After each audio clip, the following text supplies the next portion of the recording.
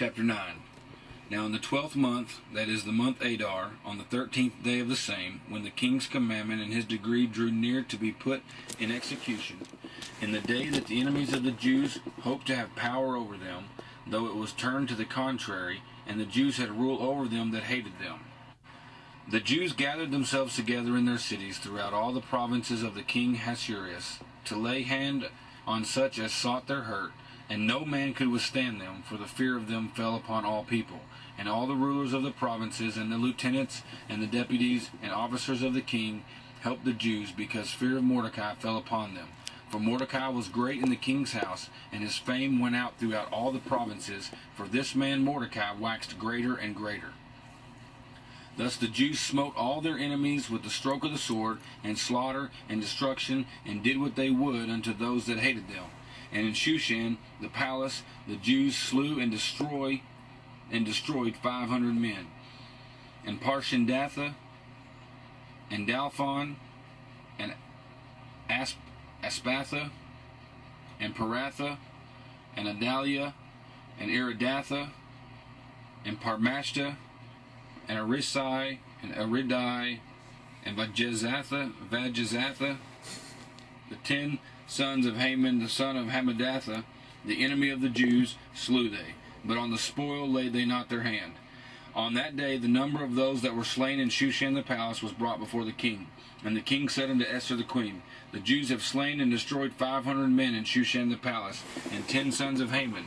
What have they done in the rest of the king's provinces? Now what is thy petition? And it shall be granted thee, or what is thy request further? And it shall be done.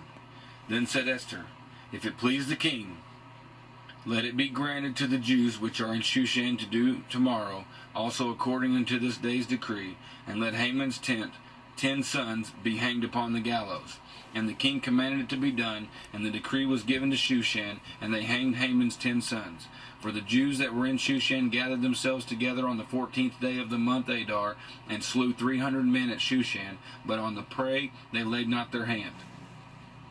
But the other Jews that were in the king's provinces gathered themselves together, and stood for their lives, and had rest from their enemies, and slew of their foes 75,000, but they laid not their hands on the prey. On the 13th day of the month Adar, and on the 14th day of the same rested day, and made it a day of feasting and gladness. But the Jews that were at Shushan assembled together on the 13th day thereof, on the 14th thereof, and on the 15th day of the same they rested, and made it a day of feasting and gladness. Therefore the Jews of the villages that dwelt in the unwalled towns made the 14th day of the month Adar a day of gladness and feasting, and a good day, and sending portions one to another. And Mordecai wrote these things and sent letters unto all the Jews that were in all the provinces of King Ahasuerus, both nigh and far, to establish this among them, that they should keep the 14th day of the month Adar, and the 15th day of the same yearly, as the days wherein the Jews rested from their enemies, and the month which was turned unto them from sorrow to joy, and from mourning into a good day, that they should make them days of feasting and joy, and sending portions one to another, and gifts to the poor.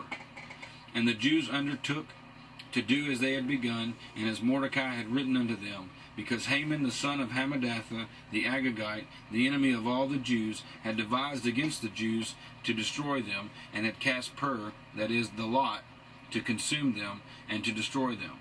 But when Esther came before the king, he commanded by letters that his wicked device, which he devised against the Jews, should return upon his own head, and that he and his son should be hanged on the gallows. Wherefore they called these days Purim, after the name of Pur. Therefore all the words of this letter, and of that which they had seen concerning this matter, and which had come unto them, the Jews ordained and took upon them, and upon their seed, and upon all such as joined themselves unto them, so as it should not fail, that they would keep those 2 days according to their writing, and according to their appointed time every year, and that these days should be remembered and kept throughout every generation, every family, every province, and every city, and that these days of Purim should not fail from among the Jews, nor the memorial of them perish from their seed. Then Esther the queen, the daughter of Abihail, and Mordecai the Jew, wrote with all authority to confirm the second letter of Purim. And he sent the letters unto all the Jews to the 127 provinces of the kingdom of Assyria, with words of peace and truth, to confirm these days of Purim in their times appointed, according to Mordecai the Jew and Esther the queen had enjoined them, and as they had decreed for themselves and for their seed the matters of the fasting and their cry. And the decree of Esther confirmed these matters of Purim, and it was written in the book.